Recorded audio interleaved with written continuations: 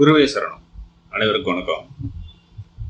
இன்னைக்கு 10ஆம் இடத்தை விதி 6ஆம் இடத்துல மறைஞ்சு போனா என்ன மாதிரியான பலனை கொடுக்கும் அப்படிங்கிற மாதிரி பார்க்கலாம்.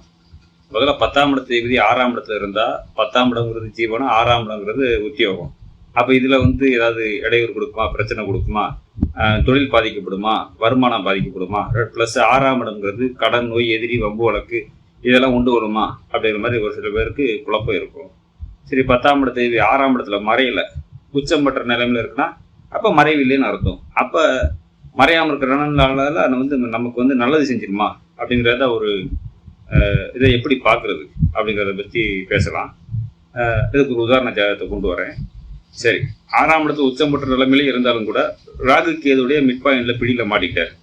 இப்ப என்ன செய்யும் அப்படிங்கிறதையும் வச்சு பார்க்கலாம். உதாரணத்துக்கு ஜாதகத்தை டிஸ்பிளேல கொண்டு வரேன்.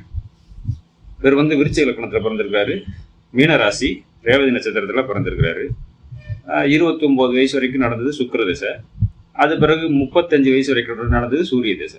சூரியன் 10ஆம் இடத்தை விதி.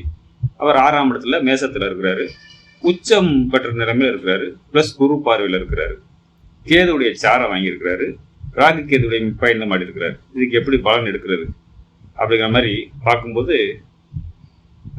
இப்ப நம்ம டிஎஸ் மெத்தட் படி சூரியன் இருக்கிற விட்டு இலக்கணம் வச்சு பலன் எடுக்கலாம். முதல்ல 10ஆம் இடத்தை விதி 6ஆம் இடத்துல உச்சம் பெற்ற நிலைமையில இருக்கிறார். இதுக்கு ஜோதிட பாடல் என்ன சொல்லுது? 10 கதிவன் ஆட்சி உச்சம் பரிவாய் சுகரன் கேந்திரமாய் வித்தைக்குரிய தானமோடு விளம்பும் உடைய தளமதனை புத்திரர் கதியும் கைமாலும் புகுந்து காணின் தனவானாம் அப்படின்னு சொல்லி ரொம்ப தனவானா பொழைக்கணும் அப்படிங்கிற மாதிரி ஜோதிட பாடல் சொல்லுது. அப்ப அது தந்தாப்புல வேலை செய்யணும்ல, அந்த மாதிரி தான் வேலை செஞ்சிருக்கா பார்க்கலாமா? அப்ப பாடல் பொய் கிடையாது, அது உண்மைதான் அப்படிங்கிற மாதிரி நிரூபிக்கணும் இல்லையா? சரி, 10ஆம் இடத்துக்கு 6ஆம் இடத்துல மறையில உச்சம் பெற்ற நிலைமை இருக்காரு. ஆனா ராகு கேதுடைய மிட் பாயிண்ட்ல இருக்காரு, கேது சாரமே வாங்கியிருக்கிறாரு. சரியா? ஆனா குரு பார்வையில இருக்காரு. இவ்வளவுதான் பாயிண்ட். இத கரெக்டா எப்படி வேலை செய்யும் பிடிக்கிறதுக்கு மேச லக்னமா எடுத்துக்கோங்க. லக்னாதிபதி செவ்வாய் 2ஆம் இடத்துல சனி கூட சேர்க்கையில, ஆட்சி பெற்ற சுக்கிரன் கூட சேர்க்கையில இருக்கிறாரு.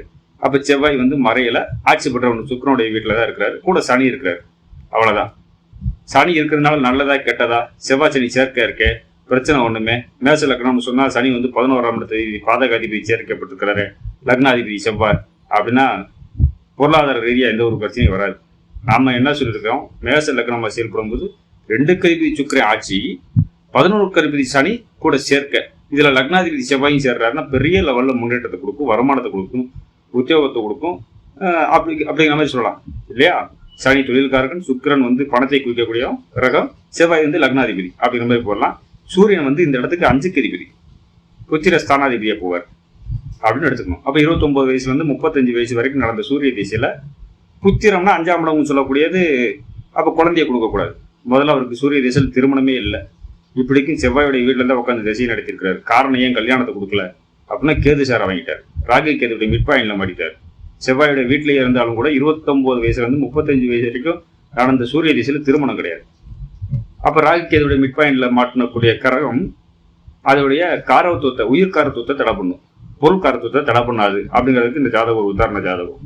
சூரியனுடைய உயிர் காரத்துவங்கிறது தந்தைக்கு பிரச்சனை கொடுக்கலாம், அல்லது தந்தை மூலியமா வரக்கூடிய வருமானத்தை அல்லது ஒரு உதவியை தடை செய்யலாம். பிளஸ் சூரியன்னா அரசாங்கம் மூலியமா வரக்கூடிய ஒரு உதவி, அரசு வேலை தடை இப்படிங்கிற மாதிரி போகும். இதைத்தான் பண்ணிருக்கு. இப்ப மேச லக்னத்துக்கு சூரியன் 5 கதிபதினால புத்திரம், இப்படிக்கும் குரு பார்வையில சூரியன் இருந்தும் கூட கல்யாணமும் இல்லை, குழந்தையும் இல்லை அப்படிங்கிற மாதிரி போயிடும். 35 வயசு வரைக்கும் ஒரு திருமணம் இல்லை. இன்னைக்கு நம்ம அந்த ஆராய்ச்சியில போகல. ஆனா மேச லக்னத்துக்கு 5ஆம் இடம் சூரியன்னா 5ஆம் இடத்துல கௌரவம் இருக்கு. சரியா? பிறப்பு லக்னத்துக்கு சூரியன் 10 கதிபதி, சரியா, ஜீவனஸ்தானாதிபதி. ஆனா மேச லக்னத்துக்கு 5ஆம் இடத்தை கௌரவம். அப்படியா? அப்படிங்கும்போது அப்ப கௌரவத்தை சம்பாதிச்சு கொடுக்கணும். சூரிய திசையில மிகப்பெரிய பிரம்மாண்டமான வருமானம். ஏன்னா லக்னாதிபதி செவ்வாய் 2ஆம் இடத்துல ஆட்சி பெற்ற சுக்கிரன் வீட்டுல, கூட 11 கதிபதி சனி, 2 கதிபதி சுக்கிரனும் ஆட்சி, செவ்வாயும் சேர்க்கை இருக்கிறதுனால மிகப்பெரிய பொருளாதார முன்னேற்றம், வருமானம், தொழில் ரீதியாக சம்பாதிக்கிறாரு. நிறைய இடங்கள்ல பிரான்ச்சஸ் ஓப்பன் பண்ணி அதுல ஒரு மேனேஜர் பொசிஷன்ல நிறைய வருமானத்தை கொடுத்தது. ஆனா கல்யாணத்தை கொடுக்கல அப்படிங்கிறதுக்கு இந்த ஒரு ஜாதகம் உதாரண ஜாதகம். சூரியன் மூலியமாக கிடைக்கக்கூடிய அந்த அரசு வேலை அது மட்டும் இல்லை, தந்தை மூலியமாக வரக்கூடிய எந்த ஒரு உதவியும் இல்லை, திருமணமும் இல்லை, குழந்தை வாக்கியம் இல்லை அப்படிங்கிறதுக்கு இந்த ஜாதகம் ஒரு உதாரண ஜாதகம். ப்ளஸ்ஸு நம்ம ஜோதிட பாடல் சொன்ன மாதிரி 10ஆம் இடத்தை உச்சம் பெற்ற நிலைமையில் இருந்தா எவ்வளவு பெரிய மிகப்பெரிய யோகத்தையும் பொருளாதாரத்தையும் கொடுக்கணுமோ அந்த அளவுக்கு பொருளாதார ரீதியா வருமானத்தை நல்லாவே கொடுத்தது. மிகப்பெரிய சொத்து பத்துக்கள்லாம் ஓரளவுக்கு நல்லாவே சம்பாதிச்சாரு அப்படிங்கிற மாதிரி சொல்லலாம். அதுக்கடுத்து வந்த சந்திர திசை திருமணத்தை கொடுக்குமா அப்படின்னா, பிறப்பு லக்னத்துக்கு சந்திரன் 9க்கு அதிபதி, பாக்கியாதிபதி 5ஆம் இடத்துல இருக்கிறாரு. கொடுக்கலாமா?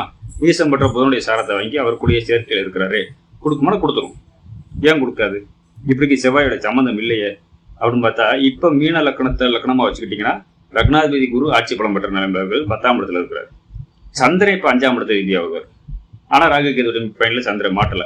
அப்ப குழந்தைய கொடுத்தாகணும், குடும்பத்தை கொடுத்தாகணும் அப்படிங்கிற மாதிரி போகும்.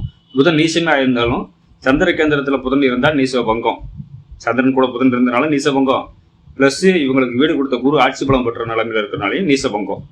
அப்படினால புதன் வந்து நீச பங்கமா தான் போவாரு. மீன லக்னத்துக்கு புதன் 7க்கு அதிபதி வேற, அப்ப கலச்சரத்தை கொடுத்தாகணும் அப்படிங்கிற மாதிரி போகும். இது போக செவ்வாய் வந்து குருவை 8ஆம் பார்வையால பார்த்துருவார். அதாவது சந்திரனுக்கு வீடு கொடுத்த குருவை செவ்வாய் வந்து 8ஆம் பார்வையால பார்த்துறாரு. செவ்வாய் சம்பந்தம் சந்திரனுக்கு இல்லாட்டினாலும் வீடு கொடுத்த குருவுக்கு கிடைக்கிறதுனால, ஏன்னா புதன் சாரம் கொடுத்த புதனுமே குருவுடைய வீட்டில தான் இருக்கிறாரு இல்லையா? அப்ப சந்திரனுக்கு வீடு கொடுத்த குரு செவ்வாய் பார்வையில் விழுகிற ஒரே காரணத்தினால அவருக்கு திருமணம் நடந்தது. சந்திர திசையில தான் நடந்தது. சந்திரன் அந்த இடத்துக்கு 5க்கு அதிபதி கூட. அப்ப குழந்தையும் கொடுக்கணும். புதன் 7க்கு அதிபதி, மனைவி வரணும் அப்படிங்கிறத தான் அந்த இடத்துல எடுத்துக்கலாம். மெயினா சூரிய திசையிலையும் சந்திர திசையிலையும் மிகப்பெரிய முன்னேற்றத்தை சம்பாதிச்சாரு அப்படின்னு சொல்லலாம். ஏன்னா சந்திரன் இருக்கிற வீட்டை மீனத்தை லக்னமா வச்சுக்கிட்டா கூட செவ்வாய் 2க்கு ரீதியா வருவார். சரியா? அப்ப அந்த இடத்துக்கு 11ஆம் இடத்து ரீதியா வரக்கூடியது சனிதான் வருவார். இங்க சனி செவ்வாய் சேர்க்க தப்பே கிடையாது. சனி செவ்வாய் சேர்க்க நல்லதையும் செஞ்சிருக்கு. ஆட்சி பெற்ற சுக்கிரன் வீட்டுல 3ஆம் இடத்துல, மீன லக்னத்துக்கு 3ஆம் இடத்துல ஒன்றும் மறைவே கிடையாது. அப்படிங்கிற மாதிரி சூரிய திசையும் சந்திர திசையும் மிகப்பெரிய பொருளாதார ரீதியா சம்பாதிச்சது. இதுல சூரிய திசை உயிர்காரத்துவம் சொல்லக்கூடிய திருமணம், குடும்பம், குழந்தை குட்டி அதை வந்து தடை பண்ணுச்சு. காரணத்தை சொல்லிட்டு ராகு கேதுடைய மிட் பாயிண்ட்ல சூரியன் மாட்டினாரு. சூரியன் வந்து கேது சாரமே வாங்கினாரு அப்படின்னு சொல்லிட்டேன். சந்திர திசை நடந்தப்ப திருமணம், குடும்பம், குழந்தை குட்டி கிடைச்சதுக்கு காரணம் நீசம் பெற்ற புதனுடைய சாரமே இருந்தாலும் கூட அவங்க வந்து ராகு கேதுடைய மிட் பாயிண்ட்ல மாட்டல அப்படிங்கிறது ஒரு காரணம் தான். பிளஸ் செவ்வாய் மங்களகாரகன் சந்திரனுக்கு 3ஆம் இடத்துல மறைஞ்சிருந்தாலும் கூட வீடு கொடுத்த குருவை பார்த்தாரு அப்படிங்கிற ஒரே ஒரு காரணம் தான். அதுக்காக இந்த வீடியோ நான் போட்டிருக்கிறேன். அப்ப பலன் எடுக்கிறதுக்கு லக்ன ரீதியா மட்டும் எடுத்து பார்த்துக்கிட்டே இருந்தோம்னா கொஞ்சம் குழப்பம் வந்துடும். அதனால தசாநாதன் இருக்கிற விட்ட லக்னம் வச்சு பார்த்தீங்கன்னா நம்ம எந்த திசையில முன்னுக்கு வர முடியும், பொருளாதார ரீதியை சம்பாதிக்க முடியும், நமக்கு எந்த திசையில வந்து ஒரு திருமணம், குடும்பம், குழந்தை குட்டி அமையும் அப்படிங்கிறத தெளிவா புரிஞ்சுக்கலாம் அப்படிங்கிறதுக்காக இந்த வீடியோ ரெடி பண்ணிடுறேன். அனைவருக்கும் வணக்கம். நன்றி, வணக்கம்.